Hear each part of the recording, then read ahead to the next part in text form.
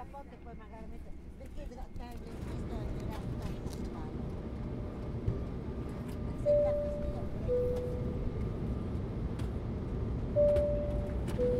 Comic Airlines les da la bienvenida al vuelo 616. Les saluda la tripulación a cargo del comandante Manuel Fernández y el copiloto Pablo Trinidad. Pónganse cómodos, abran sus mentes y disfruten del vuelo.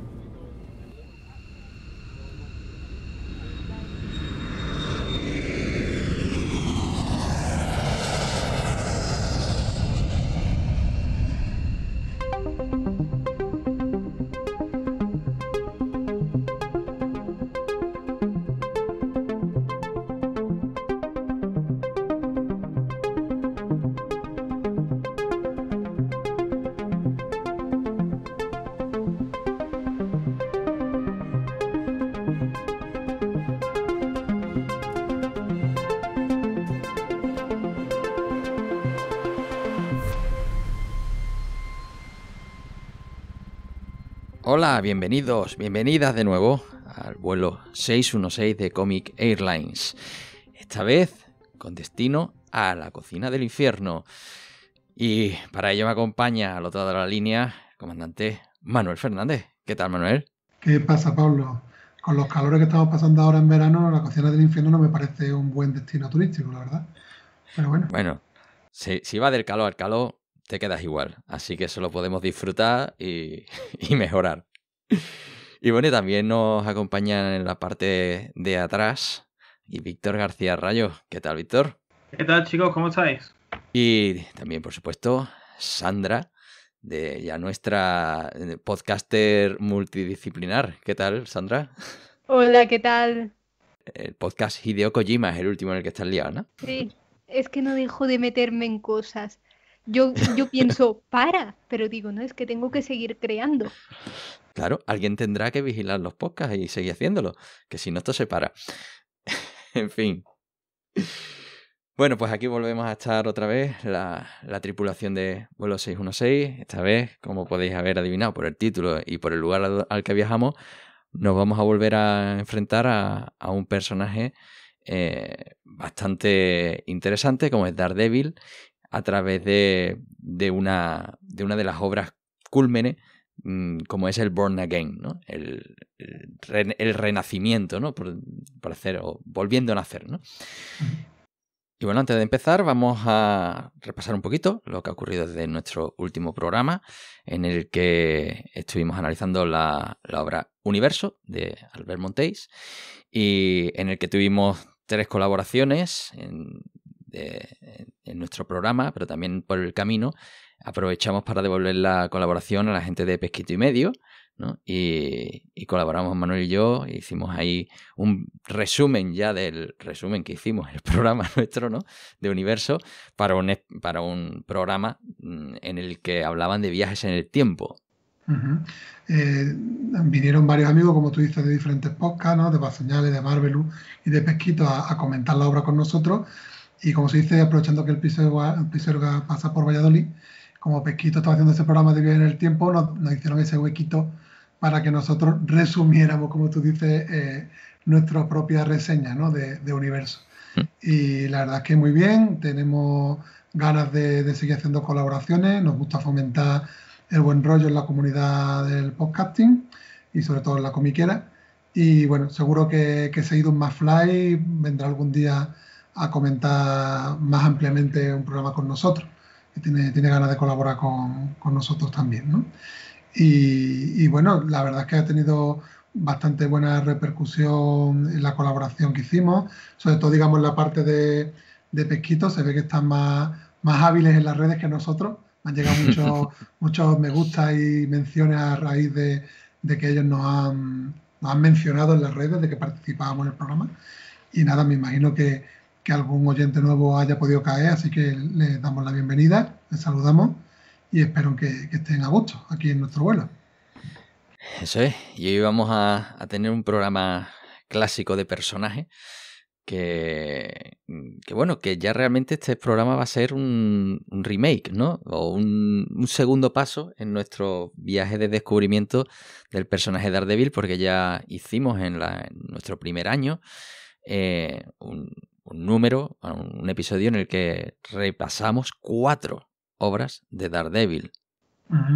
Es cierto que quizás parece que avanzamos lento, pero porque tenemos muchos frentes abiertos. Los oyentes más habituales, pues ya lo hemos comentado alguna vez, ¿no? Tocamos un par de programas de Marvel, por uno de DC y uno de otros, que metemos ahí cómic independiente, europeo, manga, ¿no? Entonces, claro, parece como que avanzamos lento en cada uno de estos caminos, ¿no? Pero porque entre que grabamos uno al mes y que llevamos muchos caminos abiertos, avanzamos poco. Y es verdad que quizás tendría que echar yo memoria, es la primera vez que repetimos personajes, ¿no? O sea, dentro de todos esos caminos están los subcaminos de cada personaje, ¿no? Y su evolución. Entonces, efectivamente, en esa idea de hacer acercamiento a personajes con obras que sean buenos puntos de entrada, con Daredevil fuimos muy valientes. Además, no teníamos a lo mejor la trayectoria en el programa que tenemos hoy en día y nos tiramos de cabeza porque había 4 orígenes que teníamos identificados, que no sabíamos cuál era el mejor y dijimos, bueno, pues vamos a hacer el programa sobre eso, vamos a presentar los 4 orígenes y vamos a comentar cuál nos gusta más, ¿no? Aquí os invitamos a que escuchéis el programa si no lo conocéis, os daremos las referencias en la web. Podemos aprovechar que Víctor, que como sabéis también los oyentes habituales, se ha unido al vuelo más recientemente, no nos acompañaba en ese momento y me ha contado que ha escuchado el programa. No sé qué le ha parecido, así brevemente.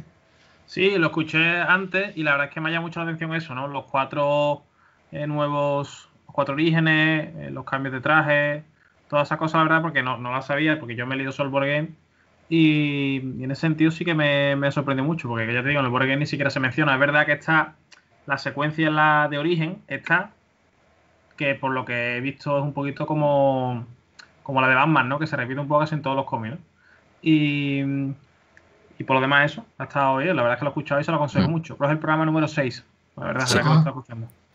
Sí, en el que leímos El hombre sin miedo, Daredevil amarillo, que también además después de haber visto el Spider-Man azul, y Daredevil número 1 y Battling Jack Murdock, que eran las 4 horas que revisamos en aquel momento. Y además nos cogió caliente porque en ese momento estaba estrenándose, si no recuerdo mal, la 3ª temporada de la serie, que además esa 3ª temporada se centra fundamentalmente en la adaptación de la obra que traemos hoy. Con lo cual, pues yo creo que también es un buen un buen complemento para escuchar junto con este programa, que ahora mismo no sabemos qué es lo que nos traerá, pero espero que sea bueno. Y vamos a aprovechar, Pablo, para saludar a cierta persona que estuvo acompañándonos en ese programa, ¿no? ¿Verdad? A Ricardo, mi hermano, que se pasó por nuestro estudio para grabar, además después de haberse leído los 4 y de haber hecho un recorrido bastante similar al mío y añadir un punto más de novatismo. Y bueno, sé que nos escucha con un poco de retraso, pero ahí está, así que un saludo y a ver si este Born Again lo disfruta también. En fin, con esto ya la parte social y de contexto la tenemos cubierta. Ahora, hoy no vamos a tener pregunta del novato, pero sí vamos a hacer la sección de la bio, pero con un pequeño giro, un pequeño añadido, porque digamos sería redundante si tratamos al personaje de Daredevil, sería un poco redundante con ese programa que hemos mencionado, pero ahora en la sección vamos a ver un poquito qué es lo que vamos a hacer con esa bio y desde qué perspectiva vamos a revisar Daredevil. ¿Os parece? Muy bien. Vamos a ello. A continuación, la bio.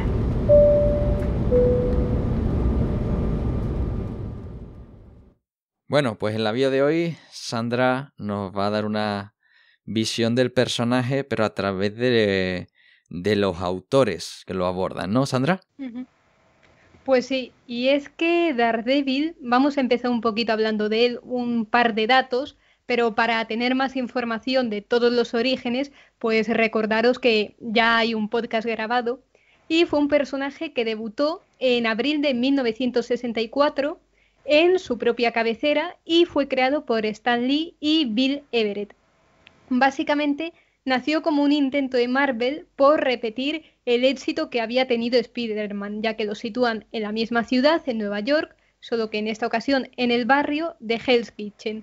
Y aquí veremos cómo un abogado ciego tiene sus sentidos amplificados después de salvar a un anciano y que le cayeran una gran cantidad de residuos radiactivos. Sin embargo, al personaje las ventas nunca le llegaron a acompañar, por lo que a finales de los años 70 se comenzó a publicar su cabecera cada 2 meses, porque este iba a ser el paso previo a su total cancelación. Es de estos personajes clásicos que se crearon y que nunca llegaron a triunfar. Muchos no nos han llegado hoy día, pero pasó algo, y es que en mayo de 1979 un tal Roger Mackenzie se hizo con la serie en el número 158. Sus historias nunca llegaron a ser interesantes, sus guiones eran bastante tontos y aburridos, todo hay que decirlo, pero lo importante aquí era el dibujante, un joven Frank Miller que había hecho un par de números de Spider-Man y poco más. Así que como a Miller no le gustaban los guiones de su compañero, Dennis O'Neil, que era el editor de la colección, lo despidió y se consiguió que Miller se quedara como autor completo a partir del número 168. Esto también es que hubo un lío en los despachos bastante interesante porque fue Mary Jo Duffy quien convenció al polémico editor Jim Shooter de darle la oportunidad a este joven que quería probar en una colección que, bueno, como no vendía, si salía mal el experimento, Marvel no perdía nada.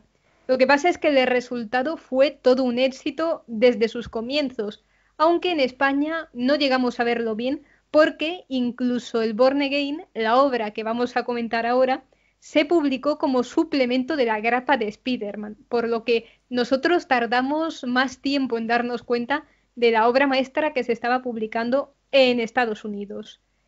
Para hablar un poquito de la etapa de Miller, pues básicamente lo que llamó la atención a todo el mundo y también innovó en el noveno arte fue el uso de la narrativa gráfica que él empleaba, la composición de páginas, el dinamismo, cómo realizaba todas esas persecuciones, las peleas, y también estaba ayudado por Klaus Jansson como entintador.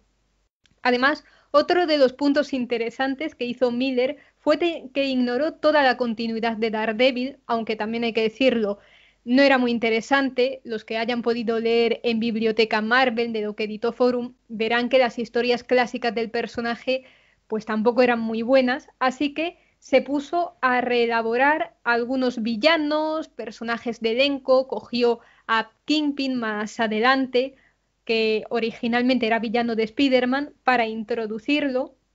Y gracias a O'Neil, que le dijo que metiera a Daredevil un estilo de lucha más realista, ya se introdujo toda la temática de los ninjas, de Elektra, de las artes marciales y sobre todo son tebeos del estilo de género noir, artes marciales y con bastantes dramas existenciales. Lo que pasa es que todo llega a su fin y en el número 191 Frank Miller se despidió del personaje, dejándolo por lo más alto, y se fue durante un tiempo, hasta que finalmente lo pudimos ver en el Born Again, que ahora comentaremos. Y en la bio me gustaría también hacer una pequeña mención a Karen Page, ya que es uno de los personajes que nació junto con Matt Murdock en ese 1964, pero que se le perdió bastante tiempo la pista, ya que cuando ella comienza a enterarse de la identidad secreta de Daredevil, allá por los años 70, ella dejó de ser la secretaria del buffet y se marcha para ser actriz de cine. La vimos alguna vez en números de Ghost Rider, el Marvel 2-in-1, pero se tiró 9 años desaparecida hasta que Miller la recuperó para esta obra. Creo que es uno de los dos grandes amores de Matt Murdock junto con Elektra, y que sin duda Born Again me parece también una obra que sirve para contar ese renacimiento de Murdoch como de Karen Page, por eso quería introducirla en la biografía. Muy bien. Yo quisiera aprovechar este contexto de autores, ¿no?, que haya puesto Sandra sobre la mesa, para hablar un poquito de ese retorno, ¿no?, que dice Sandra que tuvo Miller a la obra que dejó en la cumbre, ¿no?, durante un tiempo y volvió. Se comenta en diferentes reportajes, en algunos extras de tomos y demás, un poquito la idea de Miller al respecto, un poquito una reflexión casi filosófica sobre los superhéroes, comentando que las historias de superhéroes nunca tienen un fin, ¿no? Siempre están incluidas en series regulares. Vemos además, los que ya vamos siendo veteranos en estas circunstancias, vemos que llegan autores que a lo mejor parece que revolucionan el personaje, pero las instrucciones son que no deje esto como estaba antes de irse, ¿no?, para que el que venga detrás lo retome, ¿no? Y entonces siempre el camino hacia adelante del personaje, pues Miller comentaba que echaba de menos encontrar ese tercer acto, ese desenlace, por lo menos la idea que él tenía de su Daredevil, ¿no?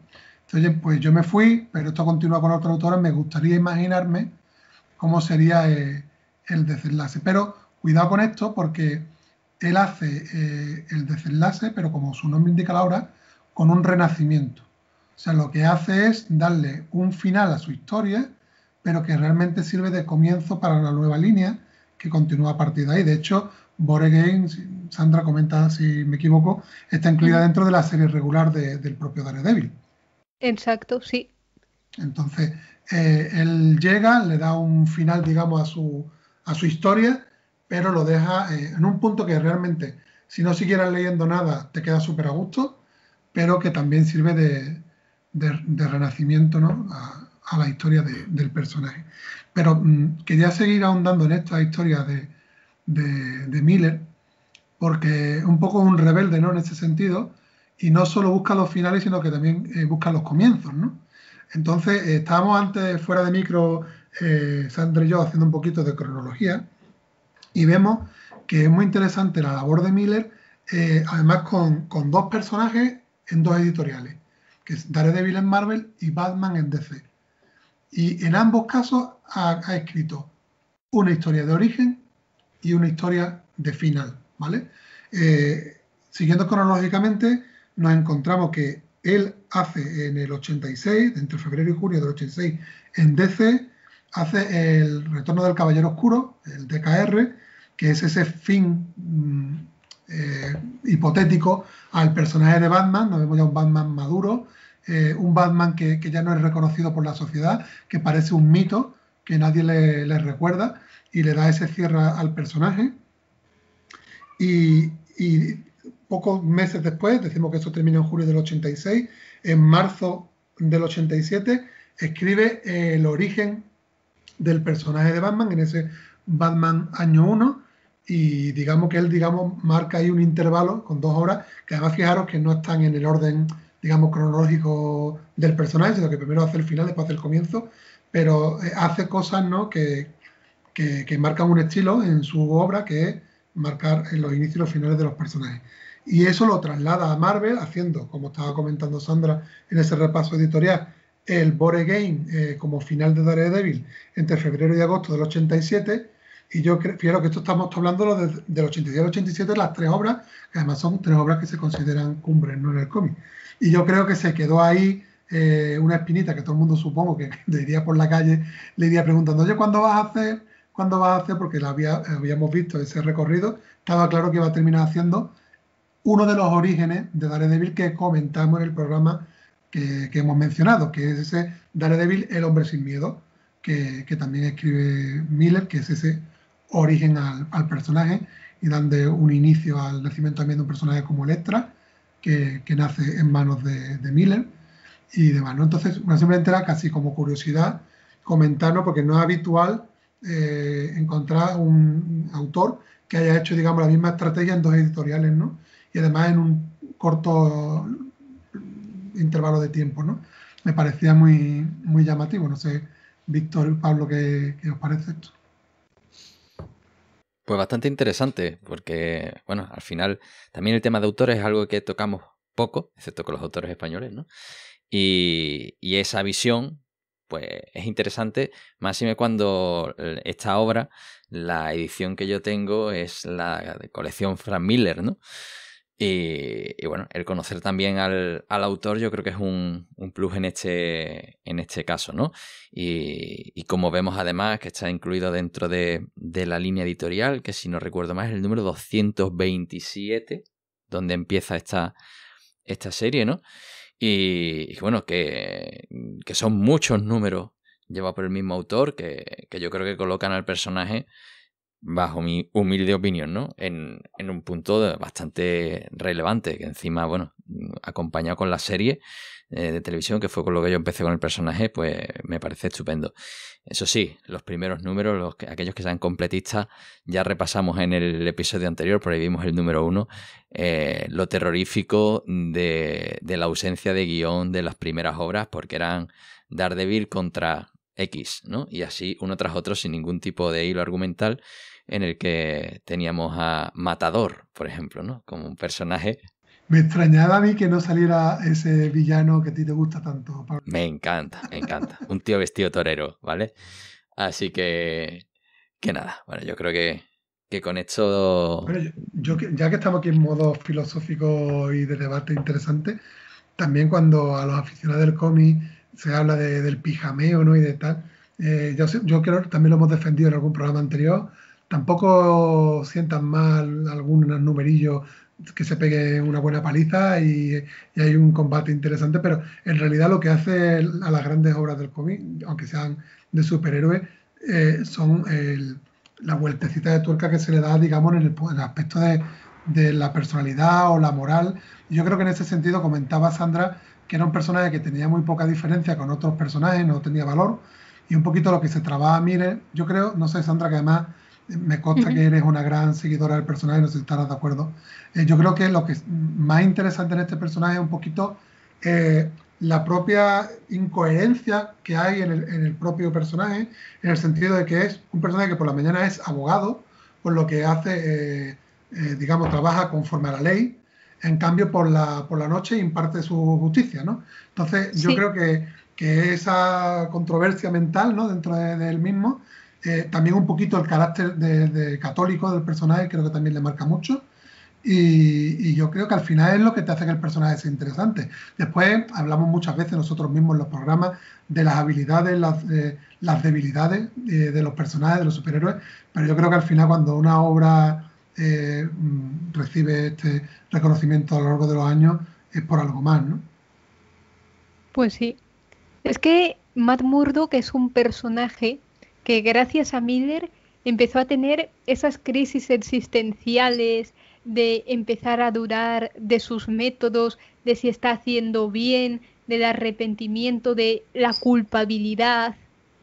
Le dan muchos matices, con muchas sombras, así que lo hace un personaje más interesante, más tirando al noir, porque finalmente Daredevil tiene todos los elementos del género noir. Tuvo a la femme fatale, que es Elektra, sigue una trama muy detectivesca en algunas ocasiones. Los principales villanos en la etapa de Miller son mafiosos. Es todo muy noir. Yo, desde esta vez sí novatez extrema, porque solo había leído esta obra, es la única que he leído de Daredevil, sí me ha parecido desde fuera, desde eso. Un poquito castigado en general, o sea, una persona que es ciega, que en el cómic dice a veces que no tiene amigos, que es soledad. Es verdad que a lo mejor en este tomo concretamente se le machaca demasiado, pero yo sí lo veo en ese sentido, creo que te lo dije a ti, Manuel, fuera de micro, un poco parecido a Spiderman, ¿no? En plan, ese chaval que no termina nunca de arrancar, que no hace más que encadenar desgracias y súper machacado por todo, socialmente, en plan, con su círculo de amigos, con el villano que esté en cuestión. Este incluso lleva una minusvalía, o sea, me parece un personaje que está muy, muy machacado. Y ahora que estamos todavía en la bio y no entra en lo que son los spoilers, yo os quería preguntar, que creo que no se habló en el primer programa, que lo he escuchado ya, ¿por qué está fuera de los Vengadores? Bueno, a ver, decir que está fuera de los Vengadores, yo creo que oficialmente ha formado parte de los Vengadores en alguna etapa, porque los Vengadores del 63, ya ves tú. Si te pones, yo tengo aquí una enciclopedia de los Vengadores que repasa todos los integrantes en el tiempo, pero quiero decir, aunque haya sido parte de los Vengadores, yo te diría ahora mismo que no es un Vengador. Quiero decir, ha habido muchos que han pasado por ahí porque los autores han hecho lo que... Pero es como en la etapa de... otro programa que vamos a hablar de Bendy.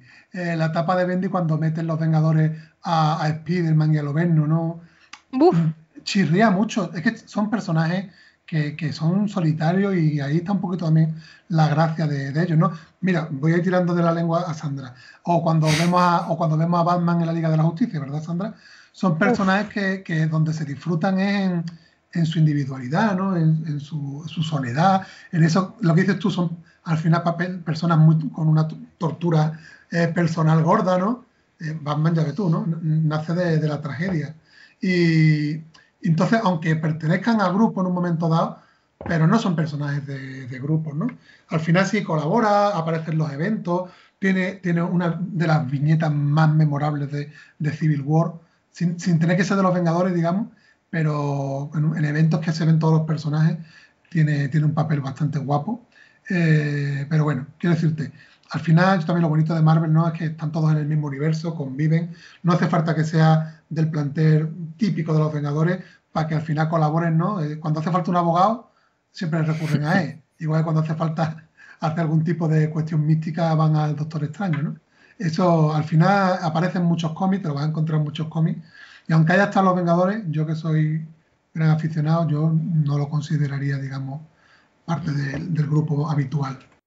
Oye, es que en ese sentido también se ve que Daredevil no solo es solitario, sino que prácticamente tiene su universo paralelo, ¿no? Esta cocina del infierno es casi una ciudad-estado, ¿no? Es un mundo independiente dentro de este universo, pero aparentemente está dentro del universo 616, ¿no? Sí, bueno, es un barrio más de Nueva York, igual que Spider-Man está en Queens, pero bueno, al final salen de su frontera, digamos, como tú dices, y te lo encuentran en otro sitio, pero es verdad que como que su distrito, ¿no? Él se encarga de los temas de la cocina del infierno, ¿no? Bueno, tú has hecho una mención antes a la serie de televisión, ¿no? De esos personajes más urbanos, ¿no? Como Luke Cage, como Jessica Jones, que al final te los ves, no en las grandes batallas intergalácticas, que también te los verás en algún momento, pero sobre todo donde se disfrutan es arreglando los problemas de los ciudadanos más de pie de calle, ¿no? Yo creo que es su hábitat y donde mejor se ven reflejados. Oye, y en la página 28, te lo comenté también en las preguntas, Fisk dice que Daredevil, en este caso Matt Murdock, finge ser ciego. Entiendo que no es cierto, pero a lo mejor algún tipo de referencia a otra cosa se me escapa, no sé, simplemente me ha chirreado cuando lo he leído. La página 28. A ver si lo puedes encontrar y... Sí, lo tengo aquí. Pegarle. Bueno, yo cuando lo leí, a mí la sensación que me daba es que, bueno, que la ceguera, que si sabe dónde están las cosas, realmente está viendo, ¿no? Es decir, que no ve con la vista, pero que ve. Uh-huh. Así es como lo entendí, ¿sabes? Ese comentario yo no me ha trascendido a mí realmente ni en la relectura, no le he prestado atención, pero estoy un poquito en la línea de Pablo. Yo creo que Daredevil puede ser el menos ciego de todos los personajes, ¿sabes? Quiero decirte que esa aparente discapacidad, bueno, tú has visto en el cómic, ¿no? Tú que estás descubriendo el personaje, estás escuchando lo que ocurre, estás sintiendo las palpitaciones, los ruidos, o sea, es el que más conocimiento tiene del entorno de todos los que estén en esa zona, ¿no? Entonces, no sé si va por ahí la interpretación de Kingpin, pero vamos, yo no le doy... yo no le doy mayor relevancia, la verdad, Víctor. No sé por dónde puede ir. Yo creo que es más una reflexión así de este tipo, ¿no? Pero bueno. Uh-huh.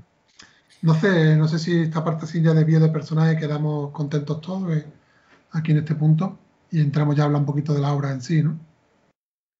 Venga, que yo creo que hay ganas de empezar a sacarle detallitos y a responder preguntas, ¿verdad, Víctor? Sí. Pues vamos a ello.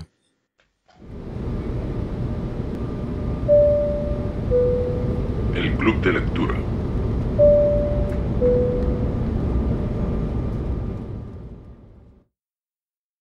Bueno, pues ya estamos aquí en el club de lectura con Born Again por delante. Y en este caso, hoy la batuta la va a llevar Sandra. Así que, Sandra, la ficha técnica, que es por donde siempre empezamos. Bueno, pues este cómic, el Born Again, recopila los números 227 a 233. Está editado por Panini Comics y está disponible en el formato de la colección Frank Miller, aunque antiguamente no sé si seguirá estando en la del Marvel Deluxe, y seguramente en el futuro Panini lo seguirá reeditando continuamente. La de la colección Frank Miller cuesta un total de 25 euretes, recopila los números 227 a 233 de febrero a agosto de 1987 y cuenta con el guión de Frank Miller y el dibujo de David Mazzucchelli. Y la sinopsis oficial dice: y yo os digo que un hombre sin esperanza es un hombre sin miedo.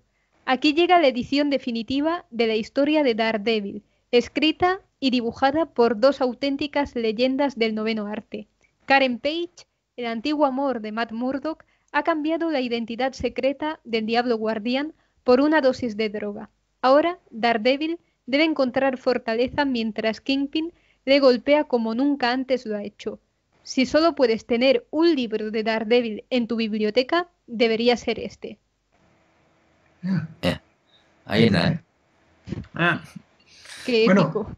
Perfecto, yo solo tengo uno, así que tengo lo bueno, ¿no? No, ahora después en la zona de recomendaciones, ¿verdad, Sandra? Daremos algunas pinceladitas. Pero queríamos comentar, que también lo hemos comentado fuera de micro, que ha dicho Sandra 227, 233, que efectivamente en el Marvel Deluxe viene eso, y después te meten también una obra que es el 226, que no tiene nada que ver, pero es porque coincidieron los autores, pero no tiene nada que ver con la historia. Pero bueno, digamos que se marca normalmente 227, 233, pero hemos encontrado algunas referencias por ahí en algunas páginas en el que, y yo creo que en algún sentido va tirado con una de las preguntas de Víctor, la vamos a recuperar de las preguntas que tenía hoy en la cartera. Algunas dicen que los dos últimos números, el 232 y 233, realmente no están incluidos dentro de lo que sería el arco Born Again. Lo que pasa es que como está en la serie regular, pues digamos esos dos, como son consecuencias directas, pues al final se recopilan normalmente juntos. Pero son precisamente dos números en los que aparece un villano, que estamos ahora mismo en la zona sin spoilers, quizás no lo comentemos, hablamos después en detalle. Parece un villano. Yo me acuerdo además que a Víctor le generó un poquito así, como que le chocó un poquito, yo creo, esa parte final del cómic. Y bueno, simplemente por la curiosidad, ¿no? Que parece que no sean propios del arco como tal, de ese renacimiento, ¿no? Pero bueno, simplemente una curiosidad. Y además, no es algo que hayamos, revisando la documentación, estudiando un poquito, no es algo que hayamos encontrado una unanimidad, ¿no? Hemos encontrado alguna referencia en ese sentido. Algunos pues mantienen la típica recopilación hasta el 233, que es como normalmente se recopila. No es más allá que un comentario, porque además coincide con otro amigo también que tengo, que le gustan mucho también los cómics, y también por ejemplo me ha trasladado que quizás le saca un poquito de la historia en la parte final, y quizás, bueno, pues me parecía curioso comentarlo. Ahora después en la zona con spoiler hablamos en más detalle. Pues yo aquí lo que sí que bueno, que a lo mejor puede marcar un poco el ritmo de la obra, incluso sin spoiler, son los títulos de cada uno de los números, ¿no? Pues sí que marcan el ritmo, ¿no? El primero, que es Apocalipsis, que yo creo va un poco en la línea que comentaba Víctor, ¿no? Oye, que es que se hunde, ¿no? Que es que no le puede pasar nada más malo. Temas laborales, de dinero, de relación amorosa, es que están machacados, vamos, como pocos. Sí.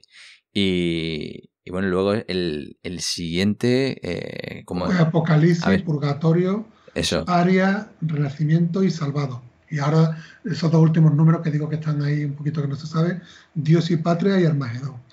O sea, claramente lo que se ve aquí que está usando el autor es la propia meta-referencia al carácter católico del personaje, con una referencia muy religiosa, y eso también se ve en una de las portadas más significativas de Yo creo que no está en todas las ediciones, pero por ejemplo la que tengo yo de Marvel Deluxe se encuentra esta portada, que es la que aparece el crisol, no sé cómo llamarlo, la cristalería típica de iglesia, el retablo, ¿no? Bueno, no, el retablo es la parte digamos, del altar con otras decoraciones. La típica ventana de iglesia que tiene diferentes motivos. Y si le echas un vistazo a los que nos estén escuchando, pueden buscar la imagen. Si ponen Daredevil Born Again en Google Images, seguro que van a localizarla.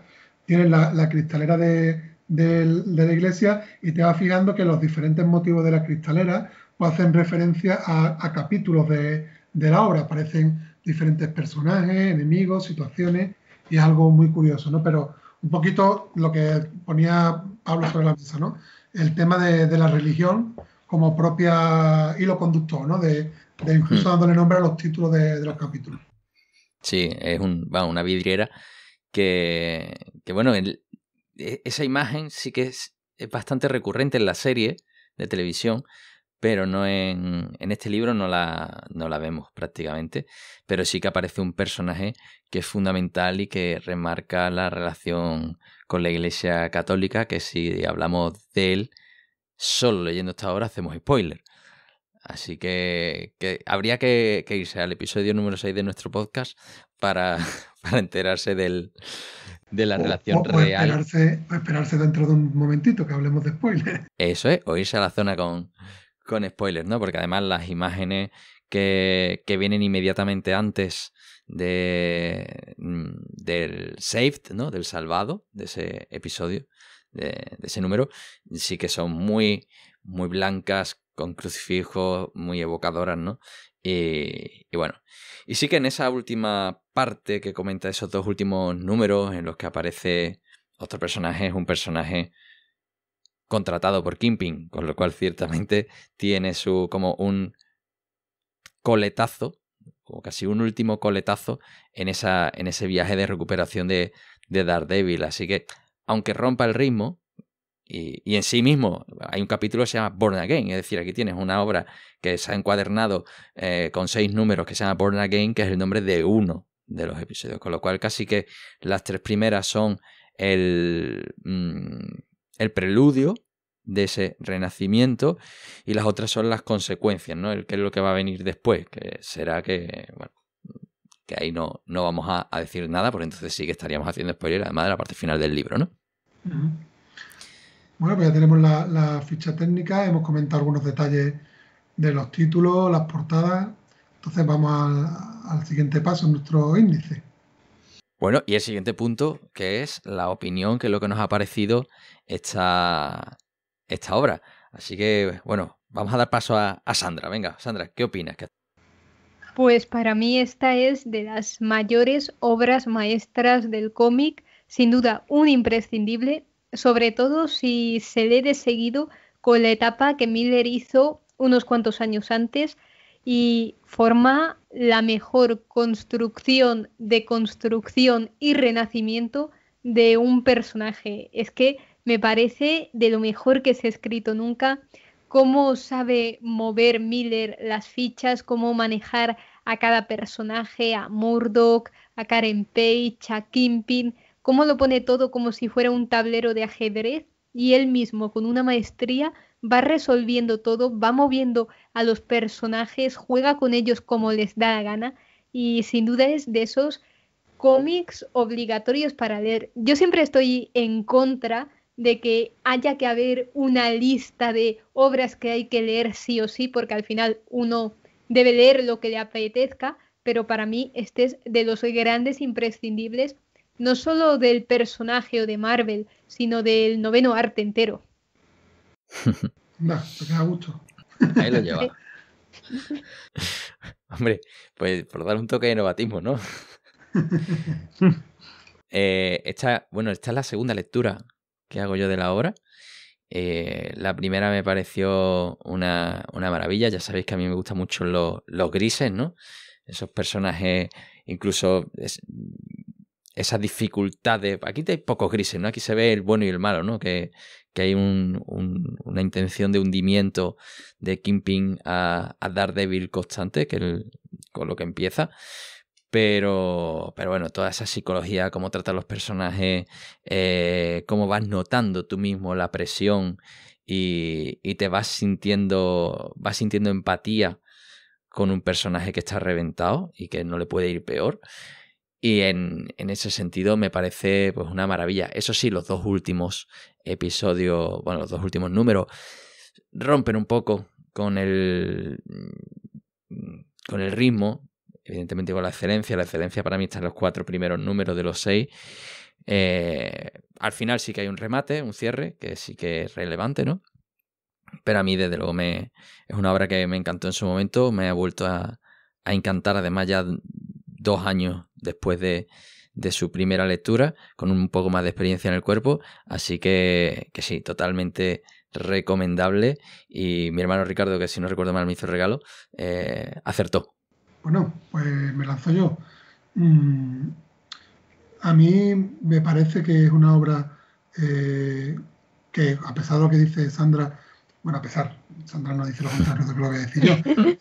Sandra lo que ha dicho es que, evidentemente, como pasa en muchas otras obras, si tienes un bagaje del personaje y más de lo que es el personaje con este autor, pues todavía disfrutan más este colofón ya, no este es el éxtasis absoluto. Pero creo que es una obra que es absolutamente disfrutable también per se. De hecho, además, lo ha comentado antes Víctor en algún momento, que como dice, siempre te cuentan el origen de Batman en todos los números, ¿no? Aquí también, además esto en los cómics más clásicos siempre se ha visto, intentan ahí incluso, digamos, se puede decir flashback del pasado del personaje, te pueden contar incluso el origen, cómo obtiene los poderes, te los explican un poco, o sea que incluso en ese sentido no te quedas cojo, o sea, es totalmente disfrutable y efectivamente, como dice Sandra, es una de las obras cumbre. Yo creo que los que la conocen en estas listas tan complicadas que dice Sandra de hacer, porque es que la verdad a mí me pasa, bueno, le pasa a todo el mundo, incluso con la música, no te gusta lo mismo una canción en todo momento, según la etapa de tu vida, la situación en la que estás viviendo, ¿no? Entonces es muy difícil decir que es lo mejor, que es lo que más te apetece en cada momento, pero sí que es un habitual de las listas de los mejores cómics de la historia, vaya. O sea, a mí me parece en ese sentido que sí que efectivamente es buenísima, a mí me gusta mucho, pero por ejemplo yo sentimentalmente, digamos, tengo más reacción, podríamos decir, con otras obras que con esta, ¿no? Esta me toca menos la patatita quizás, ¿no? Hay algunas otras que me impactan mucho más, pero no le puedo encontrar tampoco un pero. El tema de los 2 números finales, que efectivamente reconozco que hay un cambio de ritmo, es que no hay que olvidar que la serie está dentro de una serie regular. Entonces, esos 2 últimos números son de típica aventura de cómics. ¿Sabes? En los que leemos series regulares, es un número con una estructura típica, ¿no? Incluso hay otros personajes añadidos que tienen una importancia en esos 2 últimos números, ¿no? No nace, aunque nace con una clara sensación de recuperar al autor y dar un cierre, no nace como una obra sin una isla autoconclusiva, ¿no? Está dentro de una serie y eso se nota evidentemente. Sobre los autores, me voy a meter un pequeño jardín. A mí, por ejemplo, me gusta Miller, me gusta además Miller, que se apoya en un autor como Mazzucchelli, que después hablaremos en el tema de recomendaciones. Por ejemplo, a mí particularmente Sandra no me gusta el Miller que también toma las riendas del dibujo, por ejemplo. A mí ese Miller me saca mucho, su dibujo no me gusta, ¿no? Entonces me gusta en este sentido que veo la parte, digamos, su cara más positiva, para mi opinión, ¿no? Y poco más que decir, en opinión, sin spoilers, ¿no? Que sí, que me gusta mucho.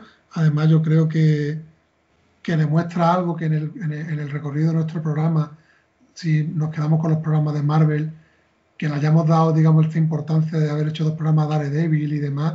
O sea, creo que ahora mismo el personaje que pueda tener más peso en nuestro programa, dentro de Marvel, pues es algo a reseñar, ¿no? Y es porque esta obra lo merece. Y poco más, yo voy a dar la palabra ya a Víctor para que nos dé su opinión. Pues no sé, yo cuando empecé a leer cómics, cosa de un año y medio quizás, es verdad que en todas las listas que buscas, todas las recomendaciones que pides, pues siempre te hablan de este cómic, pero a mí la verdad es que no me ha parecido para tanto, la verdad. Yo creo que está un poco ligeramente sobrevalorado. Lo primero porque leyéndome De vuelta al negro de Spider-Man, que me lo he leído antes que este, he encontrado un argumento similar, o sea, pero el mismo. Un cómic que cuando estaba leyendo me daba la impresión de que ya lo había leído. Porque De vuelta al negro se parece mucho en cuanto al argumento, al villano, a lo que le pasa al personaje, al desarrollo de la obra, y me ha parecido súper parecido. Y entonces, pues bueno, pues es verdad que algo que tenía yo con muchísima expectación me ha dado la impresión de que me la había leído antes. Supongo que es un problema mío porque De vuelta al negro entiendo que salió después que este, pero me ha parecido muy, muy, muy, muy parecido. Y evidentemente creo que es un muy buen cómic. Yo me he entretenido, me lo he leído en una tarde, que significa que me interesó mucho, pero como para ponerlo aquí, no sé, yo creo que no. A mí no me ha terminado de gustar tanto como dice la gente. Al final tampoco conocía a Kingpin demasiado, más allá del videojuego de Spider-Man. Ves a Daredevil, que estaba como muy arriba, yo lo tenía muy hypeado, pegándose con un gordo de cabeza enana, y no terminaba de ubicarlo. Entonces a mí me ha dejado un poquito frío también. Tiene demasiado texto, me ha parecido que tenía demasiado texto, y sobre todo eso, lo que he comentado antes, ¿no? Un excesivo machaque sobre Matt Murdock, que a veces pues incluso me ha sacado un poco. Hombre, yo por comentar lo que tú dices de Vuelta al Negro, es que esto pasa con muchas obras, ¿no? Las clásicas, ¿no? Watchmen, DKR, que hemos comentado antes, tienen el valor que tienen por el momento en el que se publican y el contexto en el que se publican, ¿no? Vuelta al Negro bastante posterior. A mí, por ejemplo, más que ver que Daredevil Born Again está sobrevalorada, de Vuelta al Negro la veo infravalorada. O sea, yo, por ejemplo, de Vuelta al Negro me gusta bastante, pero me reconozco que tiene unas claras referencias. Y de Vuelta al Negro también es parte de una serie regular, y también hay que entender por qué llega Spider-Man a ese punto. Te quiero decir, Víctor, que aquí en Born Again te cuentan por qué Matt Murdock llega a esa situación. En De Vuelta al Negro, si la coges como un tomo autoconclusivo, te encuentras a un Peter Parker pasado de vuelta bastante brutal, o sea, y está todavía fuera. O sea, que en realidad, o sea, yo creo que totalmente respeto a la opinión, ¿vale? Pero que no se pueden comparar en calidad, en el sentido de que una es posterior, no está tan autocontenida y demás. Bueno, después los gustos, cada uno son los que son, ¿no? Pero que creo que en ese sentido, en calidad, digamos, más o menos objetiva, Born Again tiene No, yo no se la quito, Yo no se la quito. Yo te digo que yo he tenido la mala suerte de haberme leído De Vuelta al Negro antes, y al leer este, pues ver otra vez a Kingpin con una información que compromete al héroe en este caso, y un machaque narrativo y una mala situación personal del héroe. Entonces, y te puede pasar con muchos clásicos del cómic, ¿eh? Claro, ojo, y a mí me gusta además Spider-Man, pues claro, yo me quedo evidentemente con la otra, porque me gusta mucho más y tengo más baje de Spider-Man. Y eso es algo que tenemos que normalizar, que después muchos foros, podcast y demás, parece que estamos diciendo pecados. Lo que tú estás diciendo no es ningún pecado. Hay gente que se acerca al cómic ahora, lee obras más contemporáneas, y esa sensación que tú estás diciendo te va a pasar con muchos clásicos. Entonces, es una sensación, digamos, que hay que darle naturalidad. Entonces yo, por todo lo que se habla, firmo debajo de que es obligada. Va a gustar seguro, es muy raro que si te gusta el cómic superhéroe no te guste este, pero tampoco me leí yo, no sé, leí De Vuelta al Negro, si me dejó más tocado, Entre los Muertos, El Tribunal de los Búhos, he leído otras obras que me han dejado con la boca abierta, y este pues no tanto. No tanto porque además te da la impresión de que yo también sentí lo mismo, que se cierra un gran arco y de repente empieza otro que no tiene trascendencia, o sea, más allá de, bueno, está ahí, y como a veces te meten portadas y bocetos, meten ahí una especie de villano romano, por así decirlo, que no tiene demasiado tal. Lo que sí me ha gustado mucho es el spoiler que se puede ver en la vidriera. Bueno, hay una de cada, me has dicho tú, de cada capítulo, yo no me he dado cuenta, pero se ve uno muy significativo, que cuando lo ves sí que dices, ostras, pues a ver qué pasa, ¿no? Y sí te deja un poquito más a la expectativa, ¿no? Y eso sí me ha gustado. Después la obra pues entra muy, muy guay eso. Bueno, yo creo que aquí en opinión, o sea, yo hay alguna opinión que me he guardado, pero que no la quiero lanzar en esta zona, si quieres me la guardo para más adelante. Pues bien, pues con esto hemos cerrado el ciclo de opiniones. Ahora lo que nos queda, antes de entrar en la zona con spoilers, es decir cuál va a ser nuestro siguiente paso, ¿no? Sí, Efectivamente. Ujú. Bueno, Manuel, tú tienes ahí la... Bueno, ya hicimos un adelanto en el sí. Y número anterior. tuvimos una diferencia con nuestros oyentes más habituales, dado el tamaño de la obra. Hicimos un adelanto del anuncio del programa y en este caso no estamos hablando de otra, sino de Estela Plateada. Vamos a decir la etapa de Dan Slott y el matrimonio Allred, ahora recientemente recopilada en un ómnibus. En realidad son 2 volúmenes completos, o sea, para que veáis la magnitud de la obra, son 2 volúmenes. Si no recuerdo mal, eran el 6 y el 7, me juego así de cabeza. 6 y el 7, Pablo, que estuvimos tú y yo hablando, ¿eran 6 y 7? ¿O 5 y 6? 7 y 8. Era el 7 y 7 y 8 con 7 y 8. un número por Sí, medio. un anual, ¿no? Sí, Sí. el 7 y 8, pero quiere decir que cuando hablamos de un volumen de personajes, estamos hablando de una extensión, ¿no? Entonces, estamos hablando de que vamos a traer para el siguiente programa 2 volúmenes completos de Silver Surfer por una cosa muy sencilla, porque se mantiene el equipo creativo durante todo el tiempo y se mantiene la trama con el personaje, vamos a decir, principal, no porque está Estela Plateada, ¿no? Pero está Dawn que le acompaña en el viaje, ¿no? Creo por ahí, Sandra, que tienes la sinopsis, si no me equivoco. Sí, aquí la tengo, que dice, la legendaria etapa en un único volumen. Te presentamos a Dawn Greenwood, la chica terráquea a la que Estela Plateada enseñará el universo con nuevos ojos, mientras se enfrentan a increíbles peligros. Descubre el cómic que ensancha los límites de la imaginación.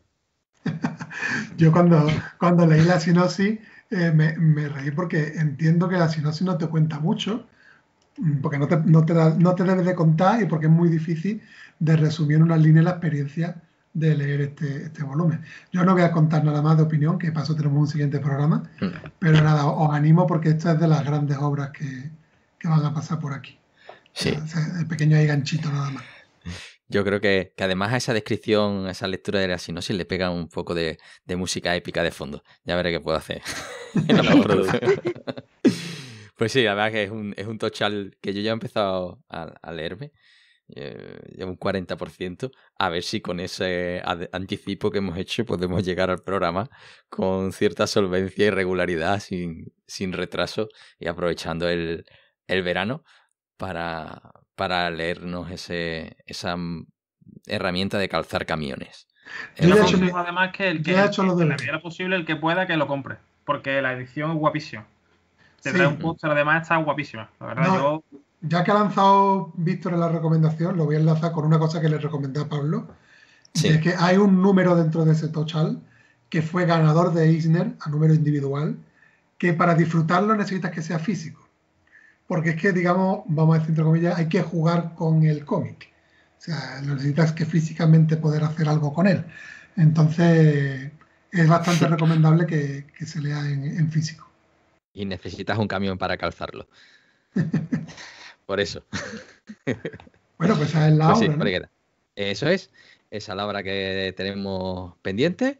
Antes de despedirnos también vamos a la sección de recomendaciones. Eso es, también, cierto es. Recomendaciones sobre esta obra que nos hemos anticipado, ¿no? Pues bueno, ¿tenéis por ahí la lista? Bueno, estamos siguiendo una estructura que al final aquí son cosas que van surgiendo con naturalidad. Últimamente estamos haciendo una estructura de recomendaciones basada en autores y personajes, ¿no? En ambas líneas. Y yo creo que por ahí tiene alguna cosilla que comentar Sandra, ¿verdad?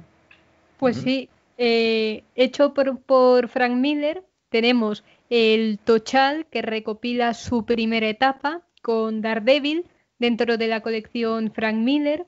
También tenemos Daredevil, el hombre sin miedo, que hizo junto a John Romita Jr. En sus mejores momentos. Sí, menos mal. Y Daredevil, Amor y Guerra, junto a Bill Sienkiewicz, una de las Marvel Graphic Novels del 86. También me gustaría, sin salirse mucho del universo de Daredevil, mencionar dos protagonizadas por Elektra. La primera es Elektra Asesina con Bill Sienkiewicz y la otra es Elektra Lives Again con Lynn Barley. Y ya como recomendaciones del autor fuera de Daredevil puede estar Lobezno Honor. También nos encontramos con algunos números de Spider-Man que los podemos encontrar en la colección de Frank Miller. Y pasando a Batman, todo lo que hizo con el Caballero Oscuro, el Dark Knights, luego el Dark Knights Returns 2, el 3 y Batman Año 1, por supuesto, que hizo con Mazzucchelli. Vamos, esa para mí de las de Batman es la mejor, con diferencia, del año 1. Y no sé, Sandra, ¿tú te has leído esta última etapa, la más reciente publicada de Daredevil, que también está teniendo muy buenas críticas? La de Zdarsky. Sí. La empecé, pero con la subida de precios me tuve que bajar en la tercera o cuarta grapa, pero me gustó muchísimo, a ver si la retomo algún día. Yo no la he tocado todavía, no la he catado, pero sé que ha estado además nominada a los Eisner. Y bueno, yo creo que vuelve a encontrar esa calidad incidiendo en lo que comentabas tú antes, ¿no? En ese género noir tan característico del personaje. Sí, el dibujo de Marco Quequeto y Jorge Fornés es asombroso. De los mejores artes que hay ahora mismo. A quien quiera leer algo de Daredevil novedoso, pues la serie regular que está ahora mismo en las tiendas. O sea que tenéis ahí bastantes opciones.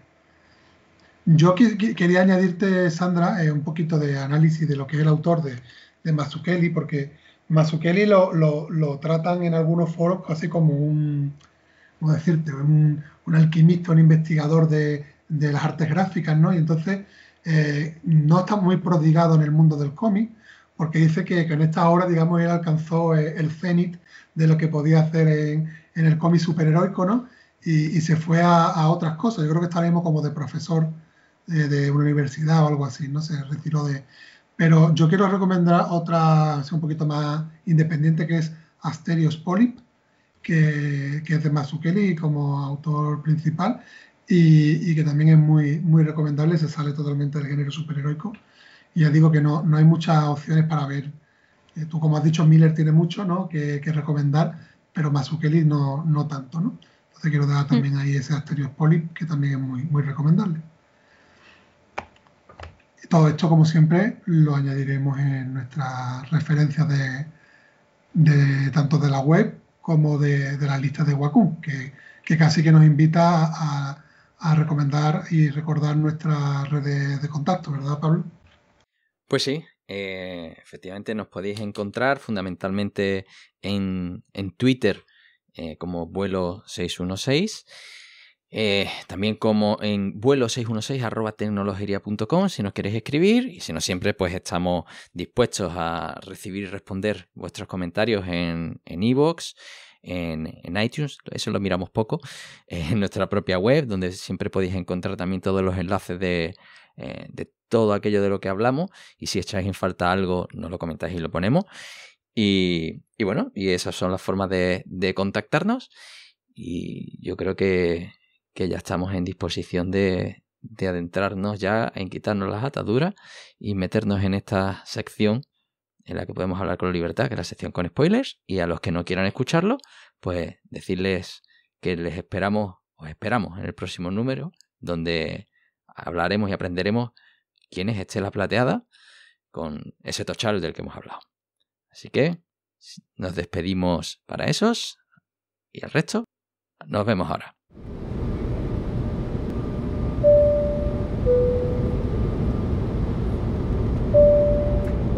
Estimados pasajeros, vamos a atravesar una zona de turbulencias repleta de spoilers. Por favor, apaguen sus dispositivos electrónicos si no desean escucharlos. Bien, zona ya con todos los spoilers, sin ataduras, en la que podemos rajar de esa última parte del libro, ¿no? y todo aquello que nos apetezca. ¿Quién quiere empezar a soltar? Yo, si me dejáis que suelte la opinión que me mordió la lengua, porque era, digamos, hablar del final, aunque se podía haber contado sin hablar propiamente del argumento, pero iba a dar alguna pista que no quería darla, ¿no? Pero quería comentar la curiosidad de que estamos hablando de que es un cierre, un intento de cierre de la etapa de Miller sobre el personaje, pero precisamente la obra tiene un cierre en falso, se podría decir. Por lo menos no es un cierre típico, ¿no? No es el típico cierre con una batalla final en el que vence a un enemigo, sino que nos quedamos ahí abiertos con un Kingpin reflexivo, ¿verdad? Aquí recupero las páginas que tengo. Pues viendo que se le ha ido al traste su plan y no ha salido las cosas como él esperaba y que incluso a él se le están volviendo las tornas y él es el que está perdiendo la confianza, ¿no? Pero digamos, no se queda ahí como una derrota moral para Kingpin, ¿no? Pero Kingpin está ahí, o sea, digamos, no lo meten en la cárcel ni le dan una paliza, simplemente empieza a perder confianza de sus socios y vemos a este Mark Murdock en esta página completa, pues paseando con una Karen Page, ya parece que es recuperada, ¿no? Bueno, quería simplemente comentar esa curiosidad, ¿no? Que es un cierre no típico. Y a raíz de eso también queríamos comentar, porque estos son todos, era todo dentro de una zona muy, muy cercana al spoiler, que hay, digamos, una, vamos a decir, secuela espiritual de la obra, dentro de la propia serie regular, que es en el Daredevil 300. Aquí ya que hablamos de lo que ocurre en la obra, lo voy a dejar caer, que lo hemos comentado antes, en el que Kingpin parece que está sintiéndose... Por eso vemos, me hago otra referencia del cierre en falso, es una serie regular. Está marcando el camino a seguir hasta el 300. En el 300 lo que va a ocurrir, o sea, llegar al 300 es que Daredevil va a conseguir hacerle sentir a Kingpin como él se ha sentido y que él vaya perdiendo, digamos, todos los aspectos de lo que es su vida cotidiana y en esa derrota psicológica, ¿no? Y parece que en ese número 300 Kingpin se revela, se hace una especie de flashback sobre Born Again y se recurre a una porra de policía con las manchas de Daredevil, digamos las huellas, que él guardó por si acaso no le salía su plan bien.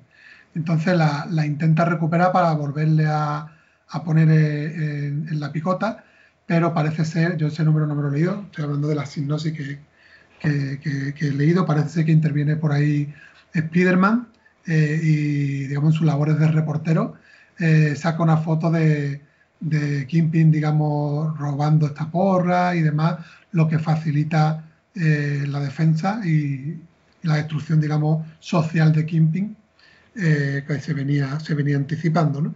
Simplemente también como curiosidad, dejarlo ahí caer, que todavía es como un remate más a la obra, ¿no? Y recupera a Daredevil su posición como abogado, o sea que incluso cierra aún más el argumento de la obra que tenemos hoy entre manos, ¿no? Simplemente quería comentar estos dos detalles curiosos y ya os dejo ahí que vosotros destripéis lo que queráis. Yo, como he dicho en la opinión de antes, pues me pareció eso, que quizá había excesivo texto y por mi parte pues me ha costado un poquito contextualizar la obra, ¿no? Pero quitando que Kingpin o Fisk, depende de cómo lo llames, estéticamente me ha parecido horrendo, ¿no? Así con la cabeza muy chiquitita, muy grande, ¿no? Por lo demás me ha gustado, tío. Me ha parecido que me daba... Igual que cuando leímos el de Superman y te dije que el Lex Luthor me parecía que estaba a años luz de Superman, aquí se me ha parecido que los poderes estaban más juntos, ¿no? Y que al final es un superhombre, en este caso más Murdock, ciego, con superpoderes, tal, pero que después simplemente con que tú sepas quién es, ya eres capaz de destrozarlo porque se humaniza mucho por ahí al personaje, ¿no? Y eso ha sido a mí lo que me ha gustado. Y como he dicho antes, la aparición del Capitán América, que al principio yo nunca ojeo los cómics antes de leérmelo. Y cuando lo vi en la portada me quedé, ostras, ¿esto qué es? Tiene que ser algo, ¿no? Y luego aparece y me gusta cómo aparece y cómo sigue siendo Capitán América, a pesar de que está, pues lo que hemos dicho antes, ¿no? Parece que en otro universo, pero me parece que entra súper bien. Y me ha gustado, a pesar de las semejanzas que le he visto con Spider-Man en cuanto a todo, a personalidad, a ambiente, a relación con todos, incluso ya cuando aparece un periódico que lo pone mal, digo, son paralelos, ¿no? Pero la verdad es que yo creo que está súper bien. Es muy recordada, digamos, en la historia del cómic en general, la aparición del Capitán América en esta obra. O sea, se dice que es de las mejores apariciones del personaje, ¿no? Es soberbia. Y un poquito como hemos hablado siempre, como yo soy un gran fan, ¿no? Y yo creo que aquí hay dos bocadillos que retratan, ¿no? Se trata de un soldado con una voz que podría dar órdenes a un dios.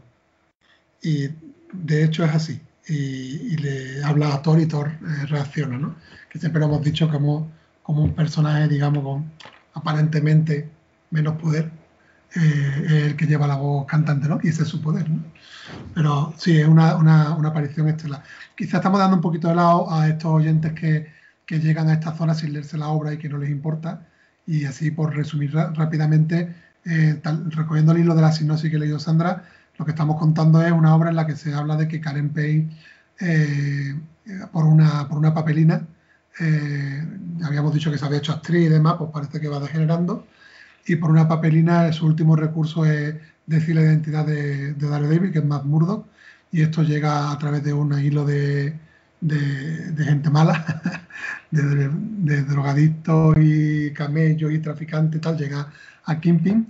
Kingpin se asegura de que todos ellos mueran para tener solo la información él y jugar con ella, y con esa habilidad que comentaba Víctor también con el tema de Luthor y demás, pero en este caso no científica, sino de manejo de la mafia, teniendo un plan bastante bien elaborado en el que las diferentes facciones no están relacionadas entre sí, ataca por todos los frentes, ¿no? Ataca a su solvencia económica, ataca a su prestigio profesional, ataca a sus relaciones personales, a su domicilio, y digamos, vence al héroe en vez de en el campo de batalla en el plano psicológico, hundiéndolo tremendamente, ¿no?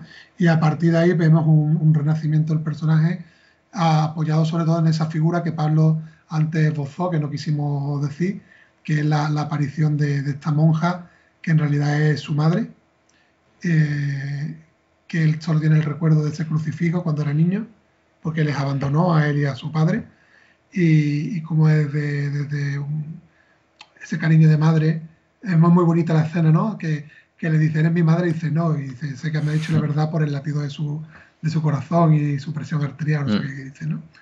Y él se hace el loco como que no lo sabe, ¿no? Y desde ahí se va recomponiendo, intenta construirse a sí mismo, y tiene también mucho de psicológico, un momento en el que Kingpin recurre a que otro villano se viste igual que él para, digamos, también hundir la imagen del superhéroe, ya no solo de la persona, y ese combate de él contra sí mismo, a pesar de que es otra persona, yo creo que está en ese plano psicológico que comentaba antes Sandra, con el que también juega Miller, ¿no? De que él se está enfrentando a sí mismo, se está enfrentando a su yo anterior, a sus demonios, a todo lo que él tenía, y ese renacimiento que no es solo físico, sino moral, ¿no? Y de sentirse ya feliz consigo mismo y no atormentarse por esa dicotomía que comentábamos antes, mental, que tenía el personaje, ¿no? De hecho, recurre al traje ya simplemente por una cuestión práctica. No creo que hay un momento, una viñeta que dice que se lo pone porque le facilita ser más ágil y demás, pero que él ya es uno, ¿no? Ya no es Daredevil y Matt Murdock, sino que él es una única entidad, ¿no? Y bueno, yo que me enrollo ahí un poquito por hacer un resumen de la obra para los que no la han leído en este punto, ¿no?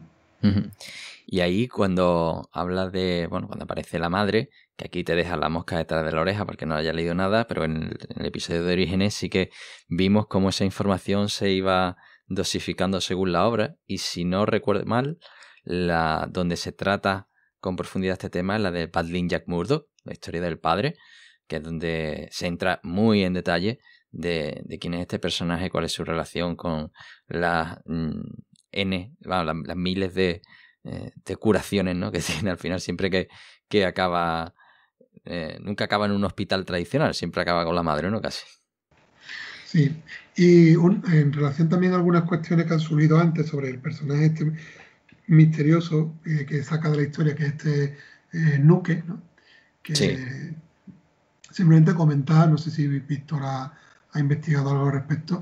Nuke es un personaje que nace en esta obra, o sea, no tiene historia editorial anterior, o sea, él nace en esta obra. Lo que sí tiene es continuidad, aunque parece que en la obra muere, pues no muere.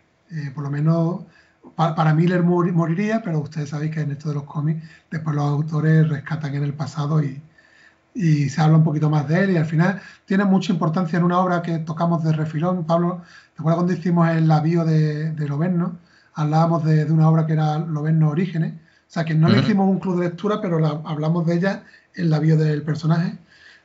Pues se habla de él porque al final todos forman parte de este experimento del super soldado, o sea, de este intento de recrear el super soldado, y un poquito se habla un poquito más de la historia de este personaje, pero digamos en iteraciones posteriores, ¿no? O sea, Nuke, lo que ves de él en esta obra es lo que es. Nace aquí y muere aquí, y lo que cuentan después, pues tal. Como curiosidad, que Pablo ha nombrado durante el programa alguna vez la serie de Daredevil, Nuke es un personaje recurrente en la serie de Jessica Jones, curiosamente. Está desde el principio como novio de Patsy, de Gata Negra, o sea, de Gata Negra de... Sí, ahora no me sale el nombre, de Gata Infernal. Gata Infernal. Y tiene bastante desarrollo, incluso recurre al tema este de la droga, como en el cómic de las pildoritas para... Sí, de las pastillas rojas, las pastillas azules. Sí, pero en la bio del personaje de Nuke, después, como esto lo van trasladando en el futuro, le van dando su interpretación, te dicen que son placebo, que en realidad no tienen efecto, sino que digamos, el tratamiento que él sufre durante el supersoldado va suponiendo un incremento de, no sé cómo llamarlo, de las pulsaciones o de lo que sea que le pone como una moto, y que no hay nada que pueda parar eso, ni la pildorita blanca, ni el azul, ni nada, ¿no? O sea que Pues- va a tope. Lo de la banderita en la cara es excesivo, ¿eh? Es un tatuaje, parece ser, además, ¿eh? Un tatuaje. No, bueno, a mí me ha dejado todo loco lo de la serie porque no lo sabía. Sinceramente, que este personaje tenía relaciones. Y fíjate Que tú no sabías que estaba en no, Jessica Jones. ¿Qué va? Y ahora que lo has dicho, sí que empiezo yo a Del atar cabo. Rubiales con Sí, pinta de militar. pero no tenía tatuada la bandera en la cara. No, Si no hombre. recuerdo mal, en la serie. Eso sí, es otro universo con su En la serie y en las películas, las referencias, digamos, de aspecto, pocas veces se lleva una traslación directa del cómic a la pantalla, ¿no? Ujú. Lo de la bandera, Víctor, nada más que sirve para el momento glorioso del Capitán América, cuando le dice el militar lo de la bandera, ¿no? Le hace la referencia en plan pidiéndole que... Este también es un cómic de Capitán América, en el sentido de que nos muestra siempre que lo ponen como el patriota y demás, y como él en este cómic no se deja llevar por la línea de los militares corruptos, ¿no? Él dice, yo no defiendo la bandera, o no sé exactamente la palabra que dice, lo que represento es el sueño, ¿no?, americano, los valores o algo así, ¿no? Entonces, también te permite el cómic ver la mejor versión del Capi, en sus mejores... Por eso también me gustará a mí el cómic un poquito más, ¿no? Pero sí, no, hablando de... Estamos en la zona con spoilers. Quizá un poquito de demasiado protagonismo, ¿no?, para el Capi en esos dos últimos números en una obra como esta, ¿no? A pesar de que para mí la aparición y toda su trayectoria es gloriosa, pero que te saca mucho, ¿no? Te saca mucho de la obra. Pues sí. Sandra, no sé, tú no estás comentando aquí en la zona con spoilers nada, has hablado antes mucho y no quieres hablar nada. Bueno, después de todos halagos, ¿ya qué va a decir? Bueno, a mí me gusta también cómo se demuestra cómo puedes destrozarle la vida a alguien por el plan de Kingpin. Porque primero le quita el trabajo, luego le quema la casa, lo lleva a la ruina económica y luego le da una paliza bestial. Kingpin nos enseña cómo deshaceros de un hater. Y además que te da miedo porque ves cómo de frágil es tu normalidad, ¿eh? Es muy frágil. Vamos, que te la puede quitar cualquiera realmente. Alguien con poder que te tenga manía te destroza la vida. Y demuestra por qué otros personajes, también superheroicos, tienen ese celo tan grande de lo que es su identidad secreta, que es también motivo de grandes obras, ¿eh? Ujú.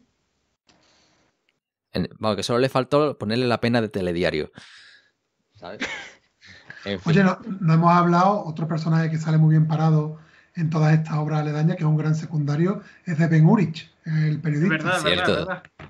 que es un es personaje que también queda muy bien en este cómic, es de los grandes, ¿eh? Vuelve a dar la cara en este caso, por los superhéroes. A mí me gusta mucho, la verdad, cada vez que aparece. ¿Dónde más lo hemos leído? ¿Marvel, puede ser? ¿Lo leímos? Bueno, dicen muchos que este Ben Urich es inspiración para Marvel, ¿eh? O sea que Claro, porque él vuelve a defenderlos. O sea, él vuelve a hacer un alegato periodístico a favor de los superhéroes. no, pero en Marvel no es Ben Urich el protagonista, es este otro hombre que ahora no me acuerdo cómo se llama. Sí, prefiero, pero no. pero que es una misma situación de un periodista que vuelve a... Sí. Pero fíjate, cuando hablamos de obra maestra, ¿no? Y la ponemos tan ensalzada, para que sea referente incluso de una obra como Marvel, lo que te digo es el contexto. Es que, Sí.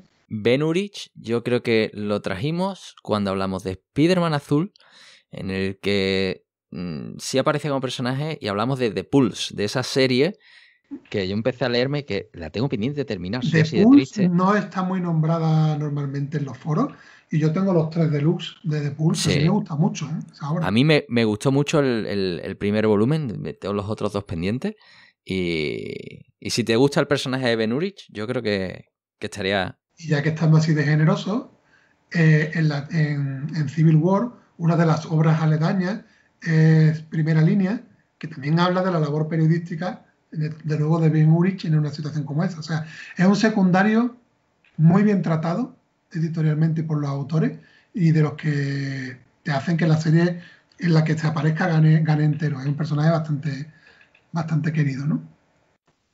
Ujú. Y a ti, Víctor, que te gusta Spider-Man y demás, la aparición también de JJ Jameson, ¿no?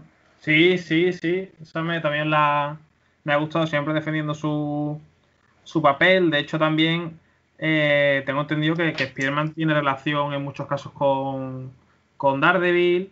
He visto a Kingpin en cómics de Spider-Man, entonces por ahí sí me ha gustado. Lo que pasa es que sí que en Spider-Man lo mejor Kingpin es más secundario y aquí no tanto, ¿no? Es un poquito lo que te decía antes de este submundo callejero. Que Spider-Man al final es un superhéroe callejero también, ¿eh? Igual que están los superhéroes más galácticos, ¿no? Los Guardianes de la Galaxia, Nova, que eso es otro rollo. Y este es un mundo más callejero. Y a mí casi que me gusta más, la verdad. Me gusta más este Sí. tipo de problemáticas que las grandes cuestiones intergalácticas. Tiene más verosimilitud, evidentemente. Pero bueno, una de las cosas que estamos analizando de la propia conversación que tenemos es que Miller al final los personajes que rescata de este universo Marvel los refleja muy bien, ¿verdad? Que está muy bien tratado Jameson, está muy bien Beruri, está muy bien el Capi, están muy bien traídos los personajes secundarios. Ujú. Bueno, no sé cómo lo veis para echar la baraja y despegar. Yo creo que yo por lo menos estoy bien, ¿no? Si me dais carreta aquí estamos un rato hablando. Pero yo creo que ya hemos dicho lo que teníamos que decir. Yo creo que no te he Ese. apuntado nada más por comentar, la verdad. Bien, pues entonces dejamos la discusión para los comentarios, ¿no? Esos comentarios en iVoox y que nos podéis hacer también a través de Twitter y demás, como hemos comentado anteriormente. Y con esto, pues además, nos vamos con energía, espero, para leer el tochal que tendremos para el siguiente número, ese sobre Estela Plateada, en el que nos iremos a ese plano galáctico, ¿no? Y pasaremos de lo terrenal a lo celestial, ¿no? Entre comillas, porque aunque el contexto galáctico es bastante terrenal en lo que transmite. Eso es.